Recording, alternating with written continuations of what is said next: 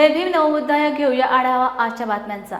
दीक्षाभूमीत खोदकाम करून स्मारक समितीने आंबेडकरी जनतेची दिशाभूल केली आहे। आता यापुढे ते होऊ दिले जाणार नाही। स्मारक समितीला दीक्षाभूमीत हस्तक्षेप करू दिले जाणार नाही। एवढेच नव्हे तर यंदाचा 12 ऑक्टोबरचा धम्मचक्र प्रवर्तन दिन सोहळा संयोजन व नियोजनाची जबाबदारीही भारतीय बौद्ध महासभा घेईल।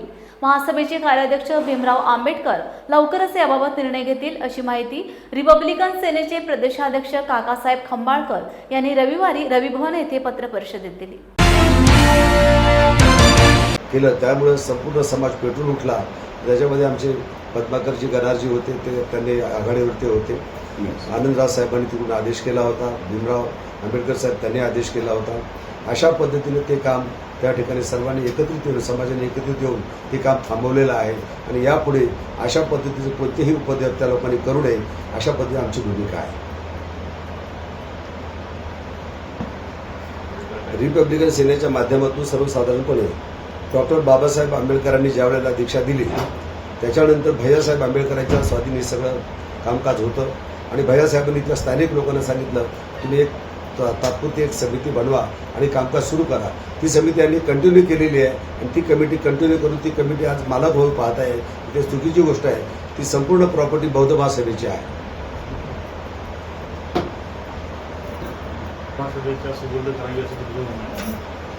बौद्ध महासभा जी आहे त्याची ती प्रॉपर्टी आहे। हस्तांतरित करण्याचा प्रश्न उद्भवत नाही। ते ताबा घेतील। आता बौद्ध महासभा ताबा घेणार आहे। त्यांचं म्हणणं आहे की समिती बरखास्त करून टाकू, ती समिती बरखास्त करून टाकू। त्या समितीला नैतिक अधिकार नाही आहे। बरखास्त आम्हीच करून टाकू। बरखास्त तुम्हाला अधिकार आहे का? हो करू शकतो आम्ही। चॅरिटी कमिशनरला सांगू शकतो आम्ही अधिकृत नाही आहे। त्याच्यावर सुनावणी होऊ शकते ना आधी कलेक्टर सुनावणी होईल तेव्हा होईल। चेंज रिपोर्ट आम्ही देऊन टाकू, ते ताब्यात घेऊ आम्ही। आमची प्रॉपर्टी सामाजिक क्रांती अभियानाद्वारे भीमा कोरेगाव ते पंढरपूर पदयात्रा परमपूज्य भिक्खू ज्ञानज्योती महास्तिवर व भिक्खू संघ यांच्या नेतृत्वाखाली आयोजित करण्यात आले। पदयात्रा संयोजन समिती, अखिल भारतीय भिक्खू संघ, समता सैनिक दल, रिपब्लिकन पार्टी ऑफ इंडिया पदाधिकारी व महाराष्ट्र अध्यक्ष राजाभाऊ सरवदे, पंढरपूर नगरपालिकेचे नगरसेवक सुजित कुमार सर्वगोड व स्थानिक कार्यकर्ते उपस्थित होते।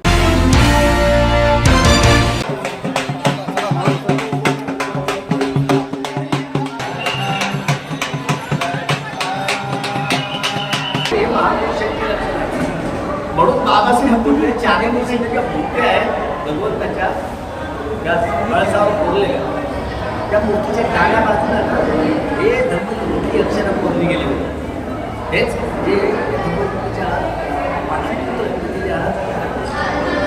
शिळाने काम लिहिलेले जे महावंश या अनुपिटकामध्ये ठेवलेली आहेत, लिहिलेली आहेत।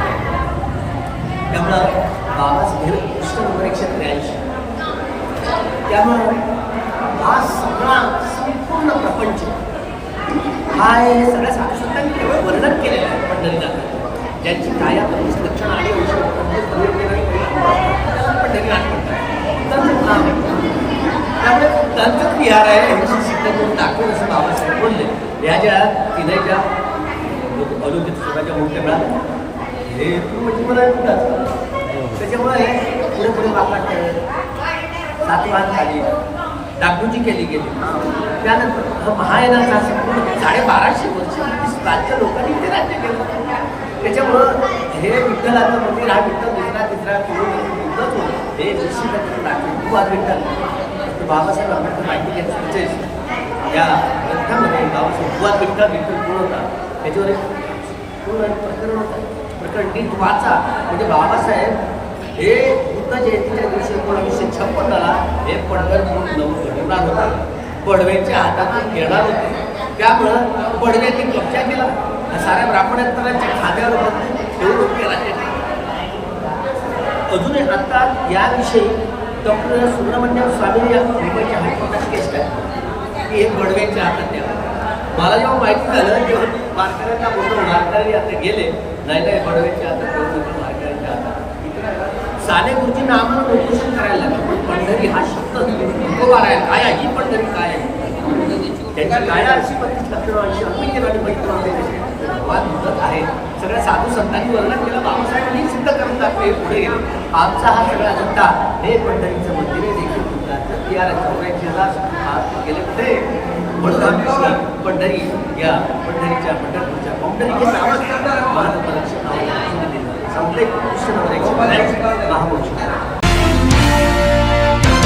बहुजन समाज पार्टीचे एकनिष्ठ स्वाभिमानी मिशनरी कार्यकर्ते व कॅडर प्रशिक्षक तसेच आंबेडकरी चळवळीतील जबरदस्त वक्ता अब्दुल कादरभाई यांची 15 मार्च रोजी अकोल्यावरून येत असताना 2 व्हीलरचा अपघात झाला.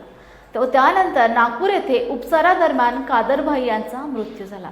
यावेळी बहुजन समाज पार्टीच्या वतीने कादरभाईच्या परिवाराला 1 लाख रुपयांची आर्थिक मदत देण्यात आली. यावेळी प्रमुख मार्गदर्शक व कार्यक्रमाच्या अध्यक्षस्थानी बहुजन समाज पार्टीचे महाराष्ट्र अध्यक्ष ॲडव्होकेट सुनील डोंगरे प्रामुख्याने उपस्थित होते. बात कहकर गए हैं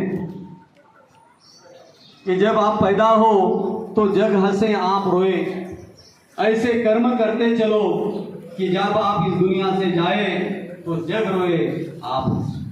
तो साथियों, ये मन, ये कहावत जो कबीरा ने उस समय अपने दोहे में कही, मुझे लगता है कि सही में आज के तारीख में जिन्होंने ये कहावत को या दोहे को सफल किया है, उस शख्सियत का नाम अब्दुल कादिर भाई है. सर, अपने जीते जी जिन्होंने कभी भी किसी परिस्थितियों के साथ एडजस्टमेंट नहीं किया. अभी किसी ने कहा कि अपने जब ने 5 रुपए का निरंतर रूप से कहा, उसी को तो संत कहते हैं. जिन्होंने अपने परिवार की किसी भी तरीके की परिवार को तरफ जिन्होंने देखा नहीं, उसकी अड़चन को कभी देखा नहीं, उनकी समस्याओं को कभी सुना नहीं, लड़ाई को लड़ते लड़ते जो शहीद हो गए, ऐसे अब्दुल कादिर भाई 15 मार्च को एक कैडर काम करते हुए आ रहे थे और उनका एक्सीडेंट हुआ. साथियों, हर एक साथी जो इस पृथ्वी तल पर जन्मा है, जिन्होंने जन्म लिया है, उसको एक दिन मरना है.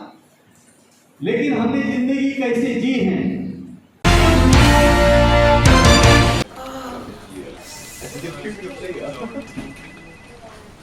बॉस ने मीटिंग बुलाई. क्या यार, आदमी की तकलीफ को तो समझो. बाहर बाहर उठो बैठो.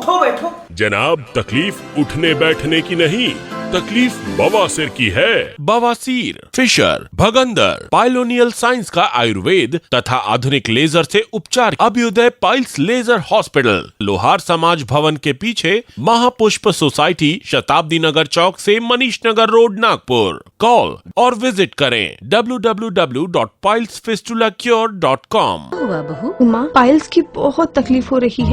तो तुम गुदरोग सर्जन के पास क्यों नहीं गई? देखो, जैसे हार्ट के लिए हार्ट स्पेशलिस्ट, ब्रेन के लिए ब्रेन स्पेशलिस्ट, तो पाइल्स के लिए पाइल्स स्पेशलिस्ट क्यों नहीं? स्त्री हो या पुरुष, टॉयलेट में तकलीफ केवल पाइल्स ही नहीं, और भी कई प्रकार के गुदरोग तथा कैंसर भी हो सकता है. इसीलिए इसकी प्रत्यक्ष जांच जरूरी है. ठीक है माँ, पर जांच के लिए हम जाएंगे कहाँ? वही काले आयुर्वेदिक पाइल्स हॉस्पिटल में. लेकिन माँ, प्रेगनेंसी में पाइल्स की दवाइयाँ. प्रेगनेंसी में आयुर्वेदिक दवाइयाँ सुरक्षित होती है. जनहित में जारी. काळे आयुर्वेदिक पाइल्स हॉस्पिटल, औषधि चिकित्सा तथा सर्जरी ट्रीटमेंट उपलब्ध. हमारा पता उमरेड रोड, दिघौरी बस स्टॉप के पास, नागपुर. अधिक जानकारी के लिए वेबसाइट पर जाएं kalepailshospital.com. माजी खासदार प्रतापराव पाटील चिखलीकर यांच्या निधीतून व युवा नेते साहेबराव गायकवाड यांच्या प्रयत्नातून सहयोग नगरातील माता रमाई आंबेडकर बुद्धविहाराच्या परिसरात सुभेदार रामजी आंबेडकर अभ्यासिका व संविधान प्रास्ताविकेच्या फलक कामाचे भूमिपूजन प्रख्यात बालरोग तज्ज्ञ डॉक्टर सुधीर कोकरे यांच्या हस्ते करण्यात आले. भिक्खू शिलरत्नजी थेरो यांच्या अध्यक्षतेखाली पार पडलेल्या कार्यक्रमात महानगराध्यक्ष प्रवीण साले, उत्तर विधानसभा प्रमुख मिलिंद देशमुख प्रमुख पाहुणे म्हणून उपस्थित होते. मी डॉक्टर सुधीर मोहनराव कोकरे, नांदेड येथे बालरोग तज्ज्ञ म्हणून कार्यरत आहे. इथे सहयोगनगर येथील अभ्यासिकेचे आता उद्घाटन झालेले, त्याचबरोबर संविधानाची प्रास्ताविका ज्याबद्दल खूप चर्चा खूप वर्षांपासून सुरू आहे. त्या प्रास्ताविकेची माहिती असणं, खरं तर संविधानाबद्दल सगळेजण बोलतात, पण संविधान कुणीच वाचलेलं नाही आहे. त्यानिमित्ताने संविधानाचे वाचन होईल आणि खरं काय ते कळेल. आपण फक्त संविधानाच्या नावाने चर्चा करतो, पण संविधान कुणीच वाचत नाही. बाबासाहेब आंबेडकरांनी इतक्या मेहनतीने जे संविधान तयार केलेलं आहे, त्या संविधानाच्या प्रास्ताविकाचे अनावरण होईल. पण प्रास्ताविक म्हणजे सगळं काही नाही आहे. त्यासाठी सगळ्यांनी संविधानाच्या पुस्तकं ठेवून त्याचं वाचून काढलं पाहिजे. संविधानाचं कव्हर म्हणजे संविधान नाही हे कळलं पाहिजे. त्यासाठी हे अनावरण केलं. मला ह्यासाठी साहेबराव गायकवाडांनी इथे बोलावलं, त्याबद्दल मी त्यांचे आभार मानतो. धन्यवाद. आज सहयोगनगर येथील समाज मंदिराच्या या जागेमध्ये माझे सहकारी मित्र साहेबराव गायकवाड यांच्या प्रयत्नाने व तत्कालीन खासदार प्रताप पाटील चिखलीकर यांची निधी उपलब्ध करून दिल्यामुळे सुभेदार रामजी आंबेडकर अभ्यासिकेचं भूमिपूजन सोहळा झाला आहे. तसंच या ठिकाणी मोकळ्या जागेमध्ये संविधानाच्या प्रास्ताविकेचा फलक मोठ्या स्वरूपात या ठिकाणी लावला जाणार आहे, जेणेकरून प्रत्येकाला वाचल्यानंतर एक नवीन प्रेरणा त्यातून मिळेल. आज असा हा कार्यक्रम होता. या कार्यक्रमाला साहेबराव गायकवाड यांनी आयोजित केलं होतं. तसेच माझे मार्गदर्शक डॉक्टर सुधीरजी कोकरे व माझे सहकारी मिलिंदजी देशमुख, भंते शिलारत्नेजी व या भागातील सर्व प्रतिष्ठित निवृत्त अधिकारी, प्रामुख्याने महिला भगिनी, युवक उपस्थित होते. आणि हा परिसर एकदमच बदलून गेलेला आहे. जवळपास 10 वर्षापूर्वी जी परिस्थिती होती ती आता नाही. या ठिकाणी खूप विविध उपक्रमासाठीच्या जागा उपलब्ध साहेबरावांनी करून दिल्यात आणि असाच त्यांनी क्रम चालू ठेवून या भागातल्या लोकांच्या ज्या गरजा आहेत त्या पूर्ण करण्याच्या शुभेच्छा मी त्यांना देतो व प्रताप पाटलांनी जो निधी दिला त्यांचे देखील आभार व्यक्त करतो. सर, संविधान बदलाची भाषा होते आहे देशामध्ये आणि प्रास्ताविकेचं आता आपण या ठिकाणी अनावरण केलं आहे. काय सांगाल संविधानाच्या बाबतीत? माझं स्वतःचं प्रत्यक्ष असं मत आहे की महामानव डॉक्टर आंबेडकरांनी दिलेलं संविधान हे लाईव्ह डॉक्युमेंट आहे. त्याच्यामध्ये अमेंडमेंट होत असतात, पण अमेंडमेंटच बदल आहे असा कांगावा राजकीय पक्ष करत असल्यामुळे काही संभ्रम निर्माण झाला होता. पण UPSCचे MPSCचा अभ्यास करणारे युवक जेव्हा ह्या अभ्यासिकेत येऊन अभ्यास करतील तेव्हा ते सत्य आणि वास्तव समाजासमोर मांडतील की समाजामध्ये हा संदेश गेला पाहिजे की संविधान कोणीच बदलू शकत नाही. अशी चौकटच इतकी मजबूत त्या संविधानाची आहे. अपप्रचाराला नागरिकांनी बळी न पडता स्वतः देखील हुशार होऊन काय निर्णय घेतले पाहिजेत. किंवा हा अपप्रचार होता आता हे निवडणुकीनंतर सिद्ध झालंय. पुढच्या काळात अशा अपप्रचाराला नागरिक बळी पडणार नाहीत एवढीच आमची अपेक्षा आहे. सप्रेम जय भीम. मी साहेबराव गायकवाड. सहयोगनगरच्या बुद्ध विहारामध्ये अभ्यासिका तसेच एक संविधानाची प्रस्ताविका बनवण्यासाठी आम्ही सर्वांनी चर्चा केली आणि या बाबीसाठी मी खासदार प्रताप पाटील चिखलीकर साहेबांकडे पत्र घेऊन गेलं की साहेब, आमच्याकडे जागा खूप मोठ्या प्रमाणात उपलब्ध आहे आणि मला संविधानाची प्रस्ताविका तसेच अभ्यासिका बनवायचं. तरी तात्काळ संबंधित विषयाला मंजुरी दिली आणि पाठपुरावा करून आज आनंद होत आहे की आज डॉक्टर सुधीर कोकरे, मिलिंदभाऊ देशमुख आणि प्रवीण साले यांच्या शिलरंत्र भंतेजी यांच्या अध्यक्षतेखाली आज भूमिपूजन झालेलं आहे आणि आजपासून कामाला सुरुवात झालेली आहे. धन्यवाद. जय भीम. प्रलंबित मागण्यांसाठी कोल्हापूर जिल्हा अंगणवाडी कर्मचारी युनियन संघाचा आज कोल्हापूर जिल्हाधिकारी कार्यालयावर मोर्चा काढण्यात आला आणि मागणीचे निवेदन जिल्हाधिकारी संजय तेले यांना देण्यात आले. निवेदनात म्हटले आहे की 4 डिसेंबर पासून राज्यभरातील 2 लाख अंगणवाडी सेविका संपावर गेल्या होत्या. तसेच या काळात विविध आंदोलनं करण्यात आली होती, तरी देखील शासनाने कोणत्या आंदोलनाची दखल घेतली नाही. कामरेड आप्पा पाटील, जयश्री पाटील, विद्या कांबळे, अनिता माने यांच्या नेतृत्वाखाली हा मोर्चा काढण्यात आला.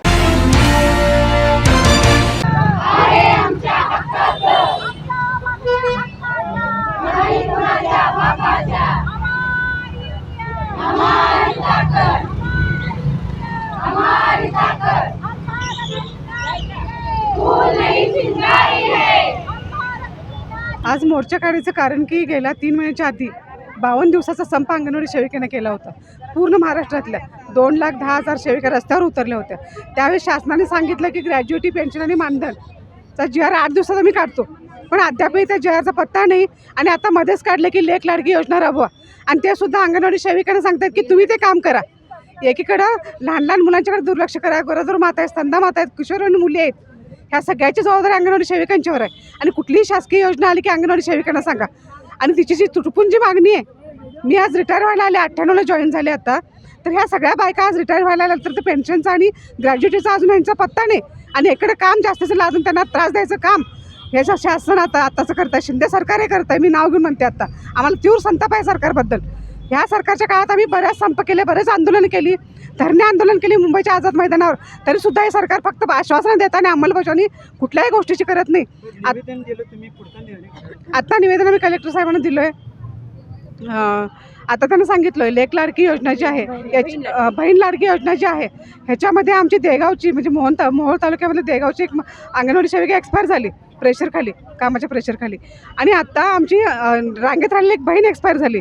ह्या सगळ्या गोष्टीचं हे जे काम आहे हे काम अंगणवाडी सेविका करणार नाहीत आणि कुठल्याही परिस्थितीत करणार नाहीत. तुम्हाला जे जास्त वेतन कोणाला देतात त्यांच्याकडे तुम्ही हे काम करून घ्या, जेणेकरून पटसंख्या इकडे कमी व्हायला लागली सेविकांची. त्याच्यामुळे सेविका हे काम करणार नाही असं मी शासनाला सांगितलं, कलेक्टर साहेबांना सांगितलं. तुम्ही असा निर्णय तुम्ही सांगा. अंगणवाडी सेविकेचं तीव्र भावना आहेत आणि जोपर्यंत ग्रॅज्युएटी पेन्शन आणि मानधनचा JR तुम्ही काढत नाही तोचपर्यंत आम्ही कुठलंही काम करणार आहे, असहकार आंदोलन करणार आहे आणि तीव्र स्वरूपाचं आंदोलन करणार आहे. आणि मुंबईच्या आझाद मैदानावर धरणे आंदोलन साखळी पद्धतीने आम्ही करणार आहे. मी कॉम्रेड जयश्री पाटील, सरचिटणीस, अंगणवाडी जिल्हा अंगणवाडी कर्मचारी युनियन.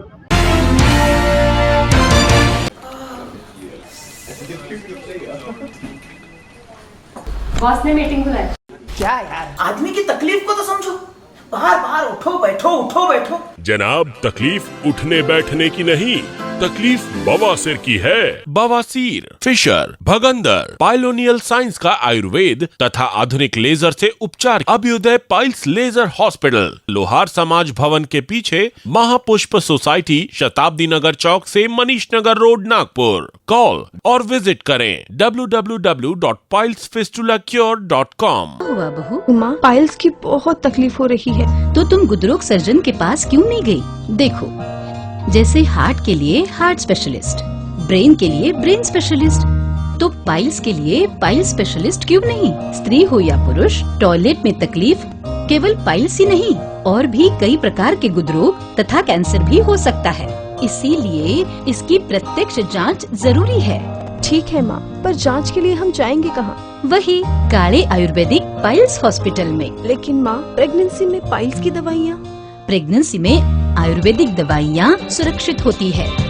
जनहित में जारी काड़े आयुर्वेदिक पाइल्स हॉस्पिटल, औषधि चिकित्सा तथा सर्जरी ट्रीटमेंट उपलब्ध। हमारा पता उमरेड रोड, दिघौरी बस स्टॉप के पास, नागपुर। अधिक जानकारी के लिए वेबसाइट पर जाएं kaalepailshospital.com।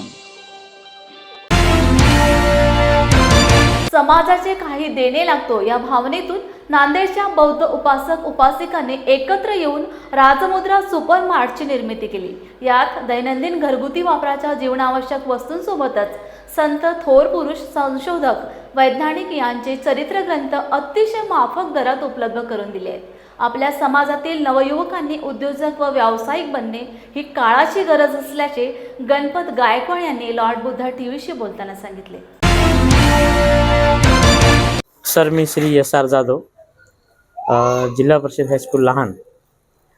मी आमच्या शाळेमध्ये मुलांचे वैचारिक पातळी वाढण्यासाठी अनेक समाजसुधारकांचे चांगले विचार असणारे पुस्तकं आज मी या दुकानातून खरेदी करत आहे।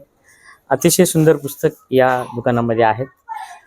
त्यामध्ये डॉक्टर बाबासाहेब आंबेडकर, लोकमान्य टिळक, संत तुकाराम, संत रविदास, नंतर अण्णाभाऊ साठे, अशा अनेक महान नेत्यांची पुस्तकं या ठिकाणी आहेत।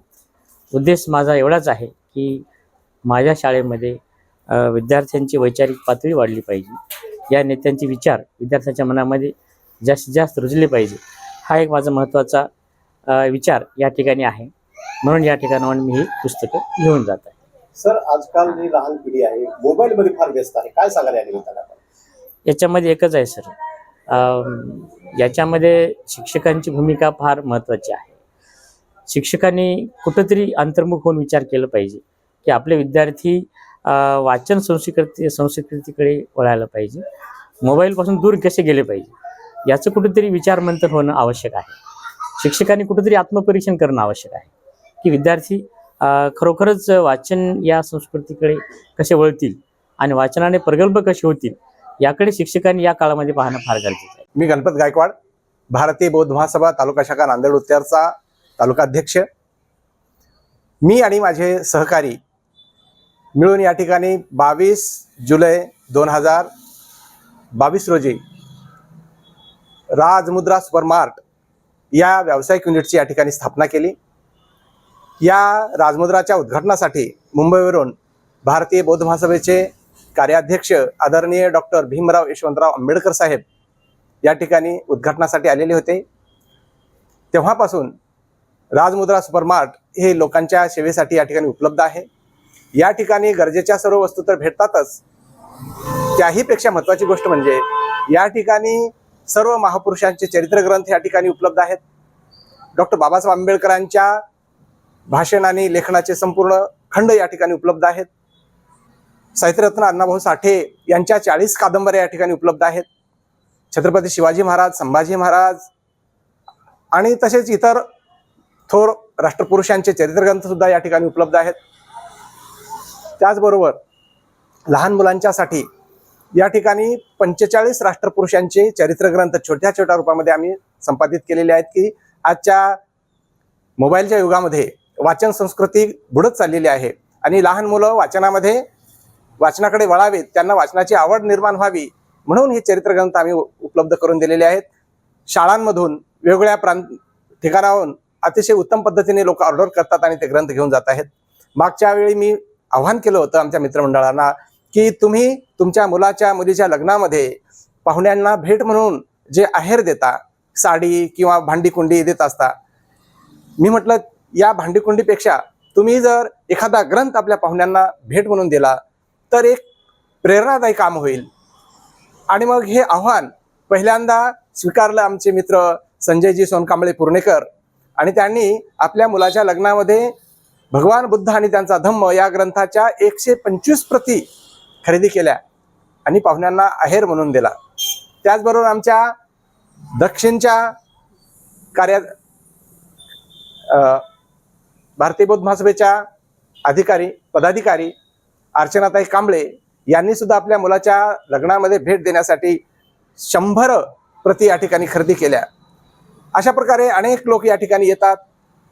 दैनंदिन लागणाऱ्या गरजेच्या वस्तू तर घेतात. त्याचबरोबर या ठिकाणी वेगवेगळे ग्रंथ आहेत, ते ग्रंथ सुद्धा घेऊन जातात.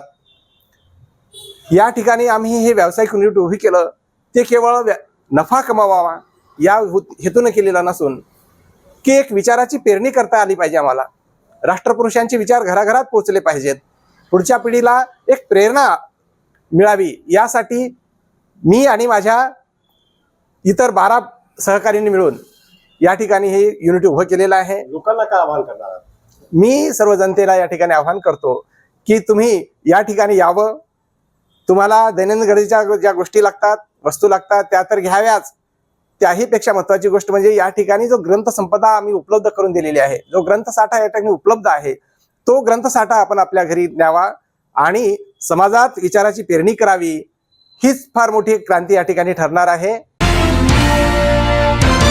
परभणी येथील सकल ओबीसी समाजाच्या वतीने विविध मागण्यांसाठी शनिवारी जिल्हाधिकारी कार्यालयासमोर जागरण गोंधळ आंदोलन करत मागण्यांकडे प्रशासनाचे लक्ष वेधले. या आंदोलनात ओबीसी समाज बांधवांची उपस्थिती होती. सकल ओबीसी समाजाच्या वतीने शनिवारी महात्मा ज्योतिबा फुले यांच्या पुतळ्यास अभिवादन करत छत्रपती शिवाजी महाराजांच्या पुतळ्यापर्यंत रॅली काढली. त्यानंतर जिल्हाधिकारी कार्यालयासमोर विविध मागण्यांसाठी जागरण गोंधळ आंदोलन करण्यात आले.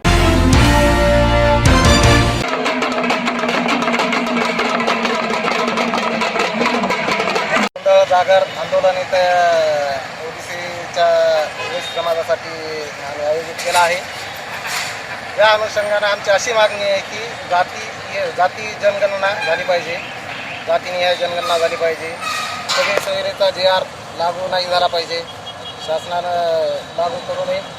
त्यानंतर शिंदे कमिटी ही रद्द झाली पाहिजे आणि ज्या बोगस कुणबी नोंदी झालेल्या आहेत त्या तात्काळ सरकारने रद्द करावी आणि जी महाज्योतीमध्ये भारतीच्या धर्तीवर ओबीसींना ज्या सवलती आहेत त्या मिळाव्यात, अशा आमच्या प्रमुख 10 मागण्या आहेत. आणि या ठिकाणी आम्ही गोंधळ जागर आंदोलन या ठिकाणी आयोजित केलं आहे.